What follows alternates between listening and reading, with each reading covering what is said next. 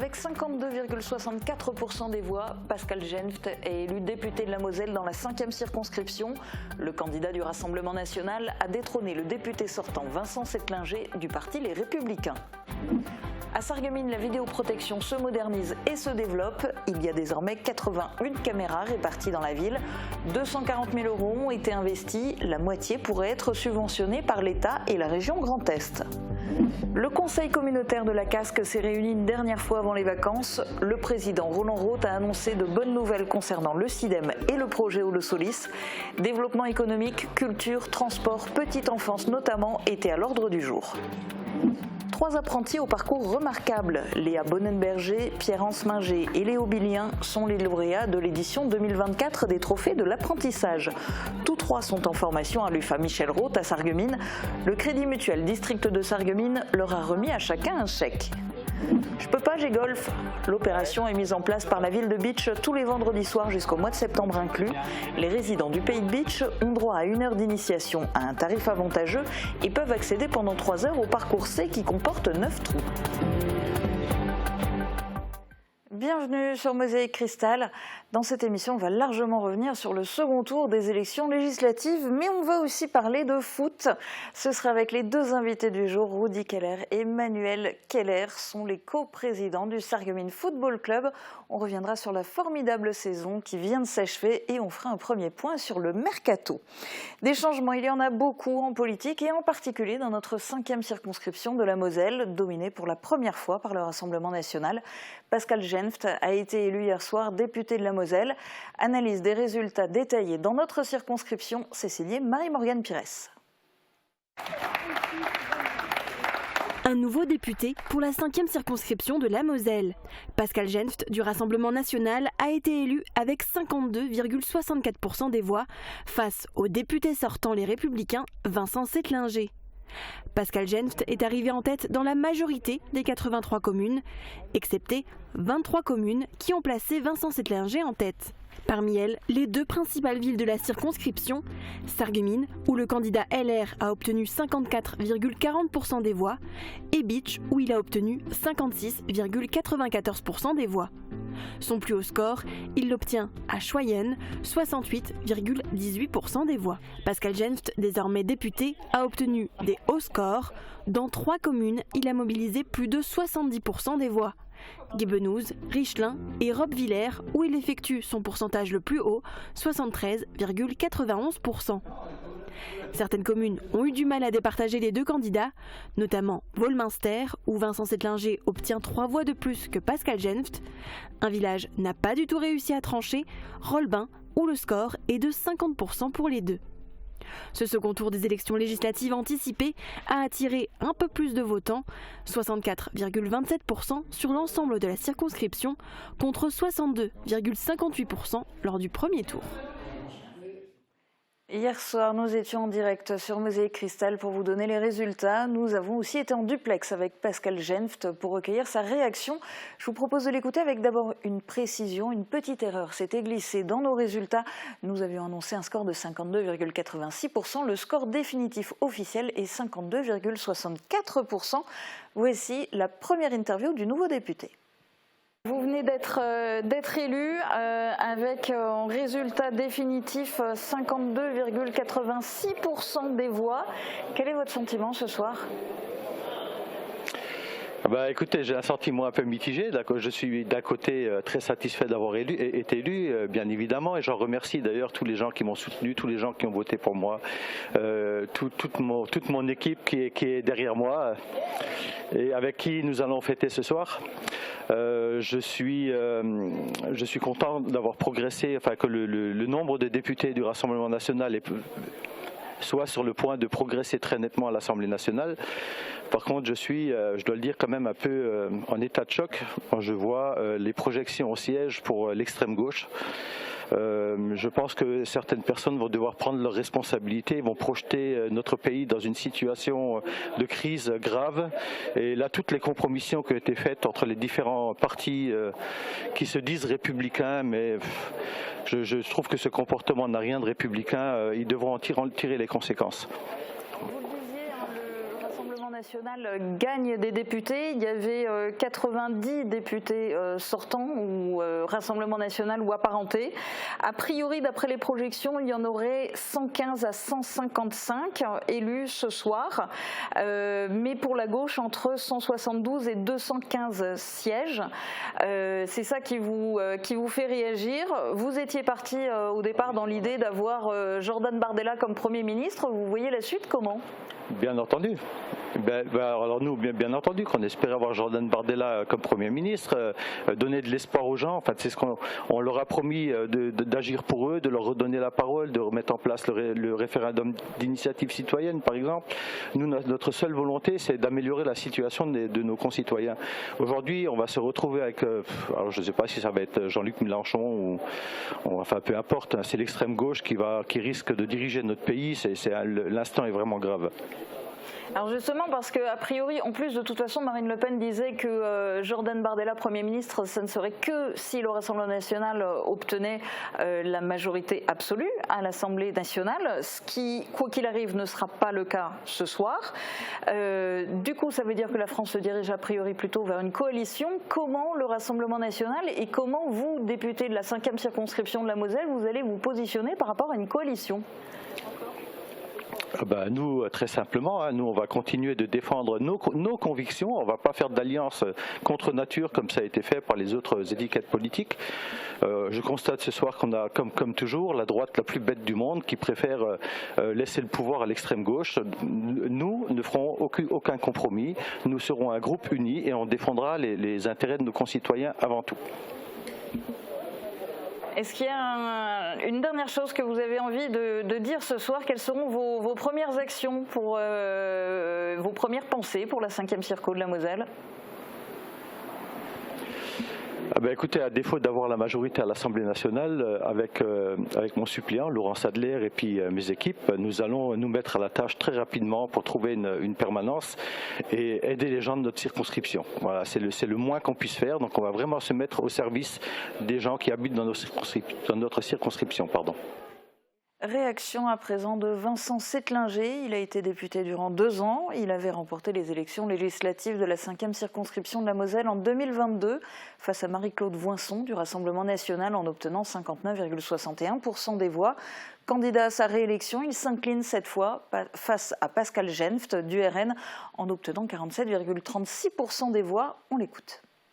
C'est un double sentiment, c'est d'une part de nous être bien battus parce que je crois que quand on fait de la politique on subit évidemment un certain nombre de défaites, on a aussi des victoires.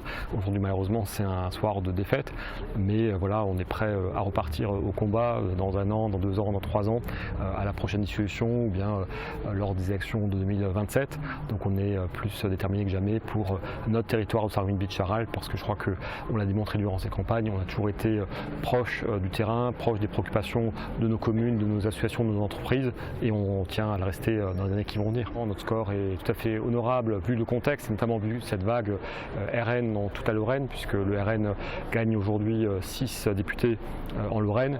Donc voilà, on s'est bien battu mais c'est sûr que c'était difficile entre le premier et le deuxième tour de réussir à convaincre suffisamment d'électeurs de voter pour nous. On a aussi juste à côté donc Forbach et Saint-Avold qui sont déjà des circonscriptions au RN, donc c'est sûr que voilà, il y a un peu un effet de quota jouant un petit peu pour le RN. Et puis encore une fois, il y a quand même cette vague un peu lorraine, cette vague régionale. C'est voilà, plein de facteurs mis bout à bout, mais c'est sûr que Éric Ciotti ne nous a pas aidés en disant pendant des jours et des jours qu'il s'était allié avec le RN, donc peut-être que certaines personnes ne savaient plus forcément faire la différence entre les LR et le RN. Oui. Je suis resté toujours conseiller municipal dans ma ville d'Aurore-Bac-les-Beach. Je suis toujours resté conseiller communautaire donc à la communauté de communes du Pays de Beach. Donc je reste profondément élu local, élu engagé. Et puis comme dit, j'attends une éventuelle dissolution dans 1 an ou dans 2 ans et je serai évidemment de nouveau candidat pour essayer de reconquérir cette circonscription. La question c'est que c'est encore pire que ces 2 ans de majorité relative macroniste, ce sera encore plus compliqué. Donc voilà, tout dépend comment les différents groupes vont finalement se comporter les uns vis-à-vis des autres, notamment les socialistes ou les LR. Est-ce qu'il va y avoir ou pas un travail en commun. Sinon, effectivement, on peut penser à une dissolution dans plus d'1 an. Oui. Avant, il y avait certes une majorité relative, mais on arrivait quand même sur certains projets de loi, avec l'appui des socialistes ou des LR, à quand même trouver des compromis. Là, c'est sûr que ça va être encore plus compliqué et à quelques jours des Jeux Olympiques, ça donne quand même une image assez catastrophique de la France et voilà, il faut vraiment espérer qu'on arrive à se redresser, mais ça va être compliqué. Oui. Les résultats des élections sont tombés hier soir. De tout autres résultats sont dévoilés aujourd'hui. Ce sont ceux du bac. Marie-Morgane Pires est en duplex depuis le lycée Henri Nominet à Sarreguemines. Alors dis-nous, est-ce que les résultats sont déjà affichés ?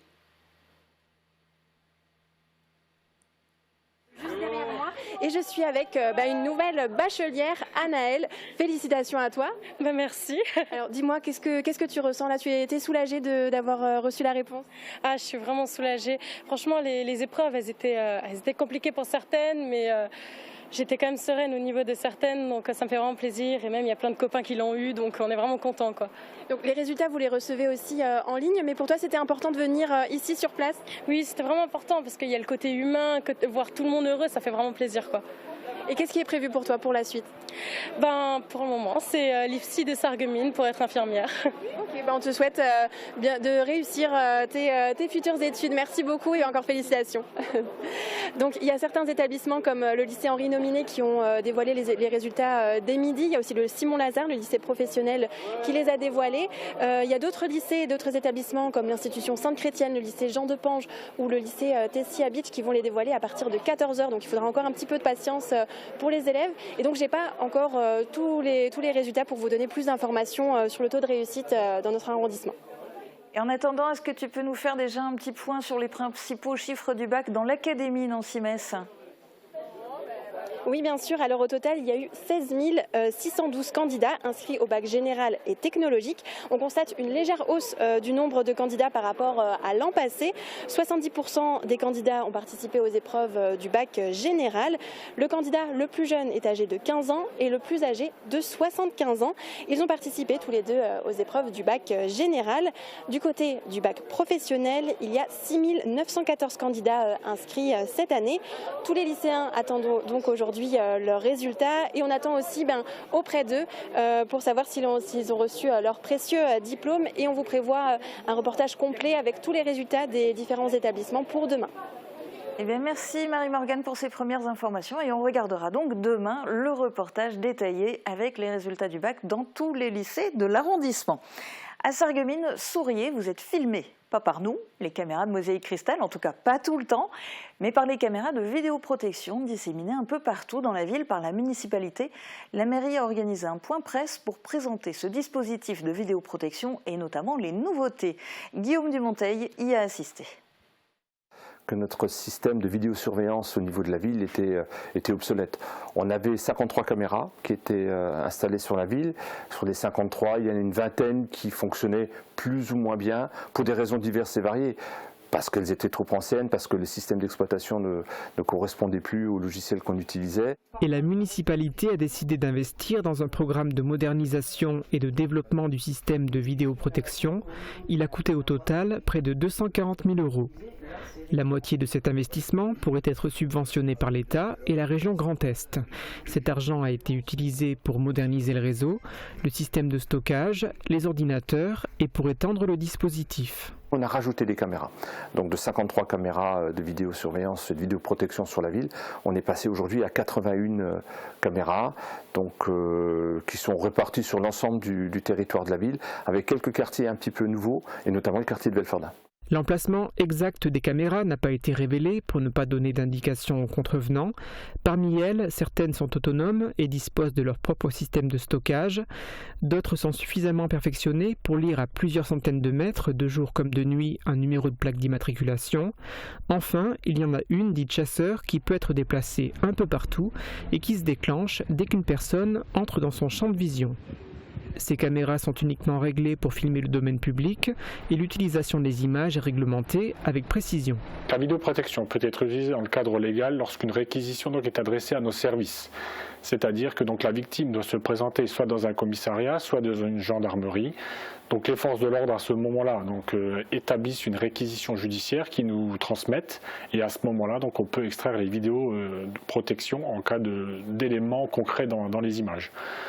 Dans cette réquisition justement donc il est mentionné la date et l'heure des faits et donc il faut savoir que cet enregistrement donc est enregistré donc 15 jours. Au-delà de ce délai donc les vidéos sont écrasées. La vidéoprotection existe à Sarreguemines depuis les années 2004-2005. Chaque semaine, plusieurs réquisitions sont adressées à la police municipale suite à un dépôt de plainte afin d'utiliser les images filmées par le système de vidéosurveillance pour essayer de résoudre une enquête. Focus sur d'autres décisions politiques locales prises cette fois en conseil communautaire. Thibaut va nous résumer le dernier conseil de la Casque dans sa chronique.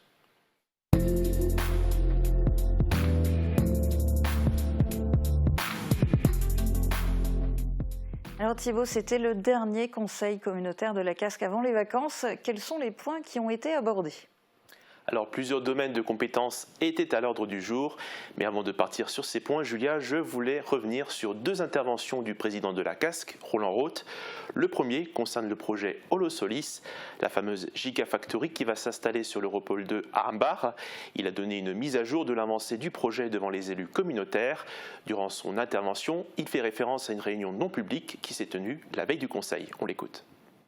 Alors le calendrier est respecté, les demandes de permis de construire et d'autorisation environnementale sont à l'étude et une enquête publique commune aux deux, d'ailleurs permis et autorisation environnementale, se tiendra en automne. L'alimentation en eau et en électricité, deux points importants, suivent leur cours également.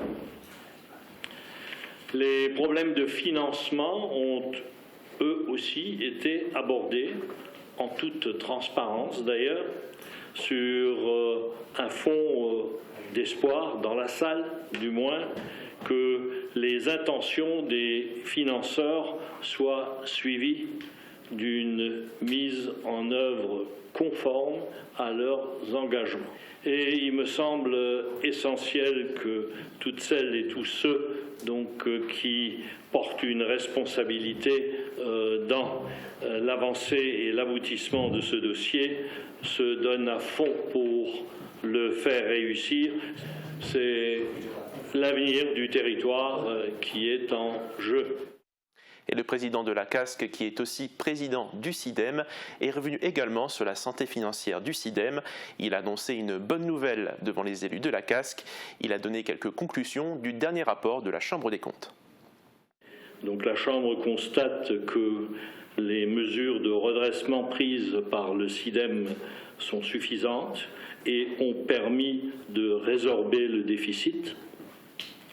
Et l'article 3 dit qu'il est mis fin au plan de redressement du SIDEM. Pour eux, leur contrôle s'arrête là, que les déficits sont résorbés et que nous n'avons plus à nous soumettre chaque année à un contrôle, ce qui a été le cas jusqu'ici. Donc voilà, c'est pour moi une réelle satisfaction. Je ne peux pas vous dire à quel niveau je suis heureux d'avoir ce retour de la Chambre. Alors concernant maintenant les décisions prises en conseil communautaire, on commence par le développement économique. Oui, et on va parler des zones d'activité et industrielles du périmètre communautaire. Elles connaissent aujourd'hui une densification importante et certaines d'entre elles, comme celle de Sarreguemines, arrivent presque à saturation, ce qui limite les demandes d'achat de terrain pour des potentiels projets. Il faut donc ouvrir de nouveaux espaces économiques commercialisables. Alors pour éviter de s'étendre et plutôt optimiser ce qui existe déjà, l'AGURAM, l'agence d'urbanisme d'agglomération de Moselle, propose une analyse des sites et propose des actions pour justement optimiser ces espaces. L'Assemblée a donc voté l'adhésion à cette agence pour bénéficier de leur expertise. Une étude sera donc réalisée avec plein d'étapes différentes pour voir ce qu'il est possible de faire. Elle rentre dans le cadre d'une convention partenariale entre les deux entités pour 2024 et 2025. Et on peut donc maintenant se diriger vers la petite enfance. Et plus précisément sur les multi-accueils. La Casque, comme vous le savez, gère l'atelier des lutins sur l'Europol à Ambar et la Bulle Enchantée sur la zone industrielle de Sarreguemines. 2 projets sont à l'étude pour gommer le manque de place et préparer notamment l'arrivée de l'Osolis. Il y a d'abord l'extension des agréments des 2 structures d'accueil à 75 places et une extension bâtimentaire de l'atelier des lutins avec la création de 2 sections en plus, ce qui amènerait la capacité d'accueil à 90 places. Alors sur le fameux point à voter, il s'agit de renouveler la procédure de délégation de services publics pour ces multi-accueils, donc de choisir un prestataire qui va gérer ces structures. Pendant 15 ans, c'était la société Les Petits Chaperons Rouges. Le 3e contrat va arriver à terme pour le 31 décembre 2025. Une consultation des candidats pour le futur contrat de 5 ans sera donc lancée. Et dans un autre domaine, juste avant qu'on commence l'émission, tu m'as dit que tu voulais parler de livres dans des boîtes aux lettres. Tu vas en venir où? Alors traduction, ce sont des casiers connectés fabriqués par Rennes qui seront installés au pied de la médiathèque communautaire de Sarreguemines. Alors ce sont 22 casiers qui seront mis du côté de la chaussée de Louvain dans quelques mois. Le projet s'appelle Mediabox et permettra aux usagers de récupérer les documents qu'ils ont réservés, même en dehors des heures d'ouverture. C'est un service qui sera notamment mutualisé avec la librairie Confluence. Coût de l'opération 15 937 € hors taxe, un projet qui peut bénéficier d'une subvention du GALIDER à hauteur de 80%. Et pour le prochain point, tu nous emmènes de l'autre côté de la frontière. Et oui, je vais vous faire un petit focus notamment sur le contexte qui est nécessaire pour ce point. Le Conseil avait accepté en décembre 2023 de prendre en charge une partie des redevances d'infrastructure payées par la Zarban à la SNCF pour la ligne de tram-train Sarreguemines-Sarrebruck à hauteur de 65 000 € par an pour 2024 et 2025. La Zarban souhaite que leur engagement soit inscrit dans les dispositifs contractuels entre la région, la SNCF et la Zarban. C'est pour un peu formaliser et officialiser le tout. Une convention sera donc mise en place entre la Casque et la région pour faire passer ce soutien financier par la région qui verse la même contribution à hauteur de 65 000 €. Mais ce soutien sera prolongé jusqu'en 2027 avant que la région ne prenne en charge la gestion de cette infrastructure ferroviaire définitivement. Et pour finir, on va parler d'assainissement. Même principe que sur le point des multi-accueils. Le point concerne la station d'épuration de Sarreguemines qui est exploitée par Veolia par un contrat de délégation de service public qui s'achèvera en décembre 2025. Le Conseil a voté le même principe de fonctionnement pour le futur contrat qui débutera au 1er janvier 2026 pour une durée de 12 ans et a lancé la consultation des candidats pour le futur contrat. Et juste avant de finir la chronique, je glisse un dernier petit point concernant l'université populaire. La Casque leur a versé une subvention de 115 000 € contre 96 000 € l'année dernière.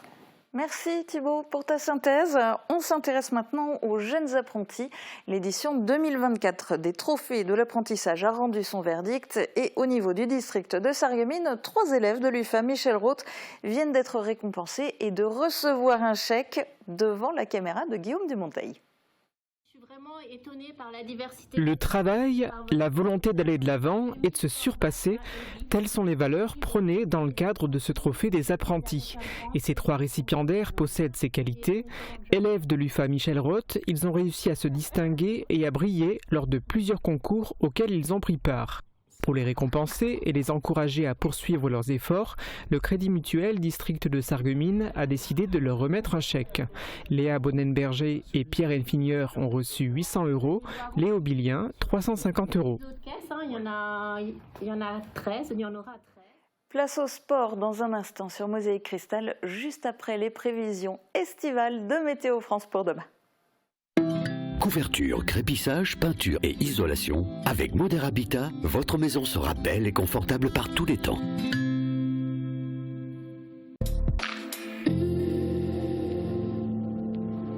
Bonjour tout le monde, j'ai enfin de bonnes nouvelles. L'été s'installe enfin sur notre secteur.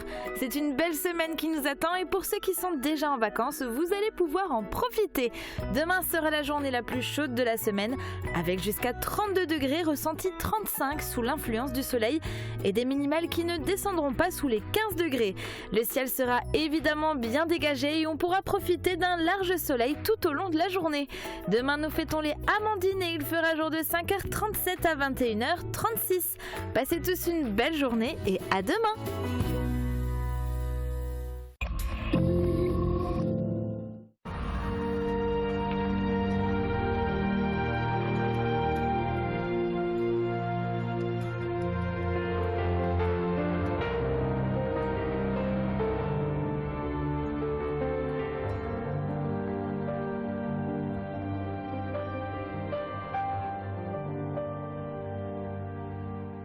J'ai toujours un peu peur que les appareils ne soient pas adaptés à mon oreille et qu'au final, ça me gêne dans la vie de tous les jours. Avoir des appareils auditifs sur mesure, c'est tout à fait possible. Grâce à l'autoscan, nous modélisons en 3D votre oreille pour que votre appareil épouse parfaitement les formes de votre conduit auditif et vous offre un confort optimal.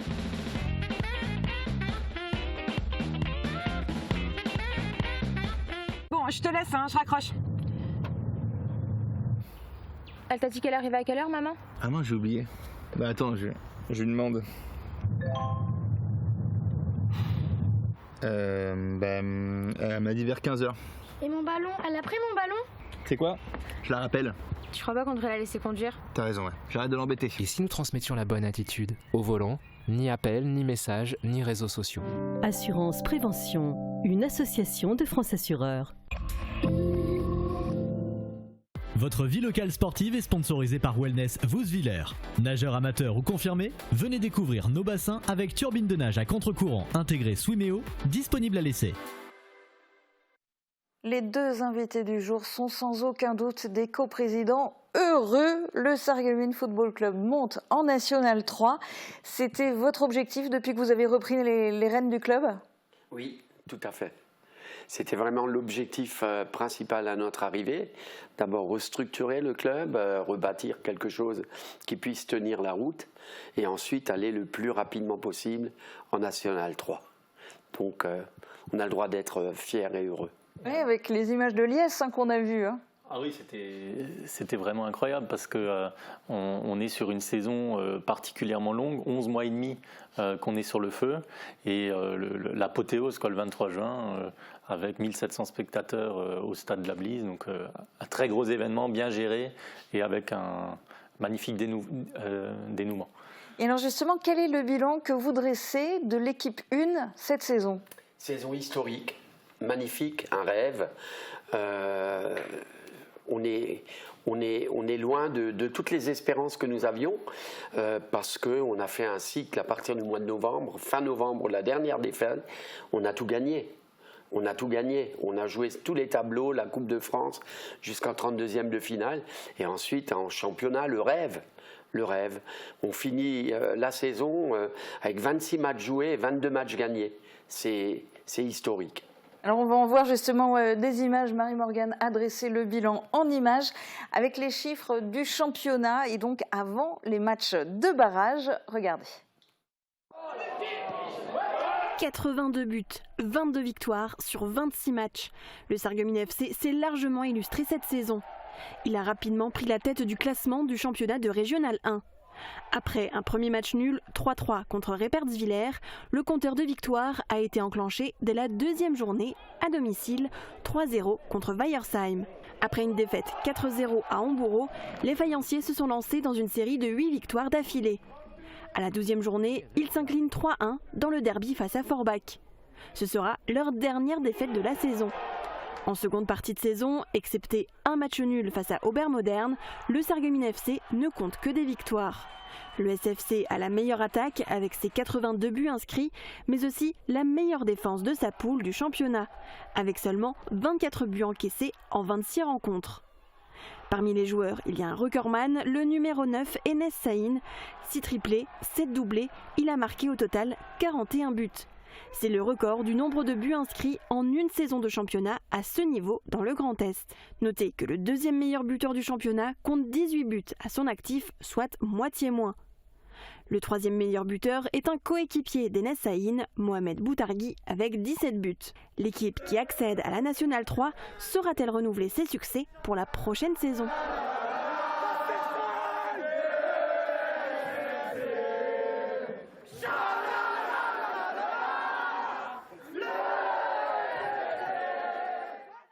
Alors avant d'espérer de beaux résultats pour la saison prochaine, la première question qui se pose, c'est avec quel effectif? Alors puisqu'on vient de parler d'eux, est-ce que Enes Saïn reste au SFC et est-ce que Mohamed Boutargui reste au SFC? Alors Boutargui, oui. Enes, on est encore en train de discuter avec lui. Il y a des négociations intenses. Alors quels sont les joueurs avec lesquels vous avez déjà re-signé? Alors il y en a beaucoup. Il y a je crois 13 joueurs qui nous restent fidèles. Nous avons également recruté 6 joueurs. Et donc, nous avons un effectif d'une vingtaine de joueurs pour la N3. Donc déjà 6 nouvelles recrues qui ont signé pour venir à Sarreguemines. Est-ce qu'il y a déjà des départs annoncés? Parce que NSA, c'est encore en négociation, donc il y a encore de l'espoir. Mais est-ce qu'il y en a d'autres qui ont déjà annoncé leur départ? Disons que non, il y a des joueurs qu'on n'a pas pu garder pour des questions d'effectifs, parce que l'idée c'est d'intégrer des jeunes de chez nous. Le nouvel entraîneur souhaite un effectif de 22 joueurs pour les entraînements, donc on ne peut pas garder tout le monde. Comme vous faites venir des nouvelles recrues, il faut en faire partir certains, c'est ça? Voilà, on a des choix à faire aussi par rapport à justement l'intégration de quelques bons jeunes de notre association pour notre projet futur. Également les contraintes budgétaires et puis la volonté un peu de réoxygéner tout ça. Les joueurs en manque de temps de jeu sur 2023-24, on a estimé qu'il n'y avait pas de raison de les prolonger pour ne pas générer une frustration supplémentaire. Donc on construit l'équipe différemment, mais avec déjà un énorme changement et qui avait été annoncé juste avant les matchs de barrage. C'est le départ du coach Jamel Ferjani. Voilà. Ça vous a fait mal, ça? Vous y attendiez? Oui, parce que c'était surprenant. On avait déjà commencé à travailler avec lui sur le projet de la nouvelle saison.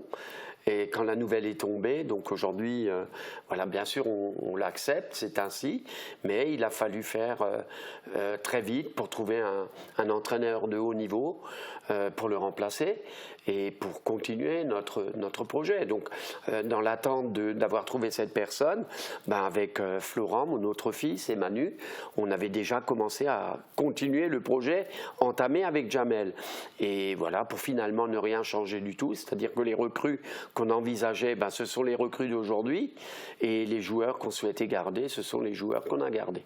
Alors, les joueurs qu'on souhaite garder ou les joueurs qu'on souhaite faire venir, les recrues, comme vous le disiez, ça fait partie du mercato. Un mercato, quand on change de division, est-ce que ça change tout? Est-ce que c'est plus facile? Non.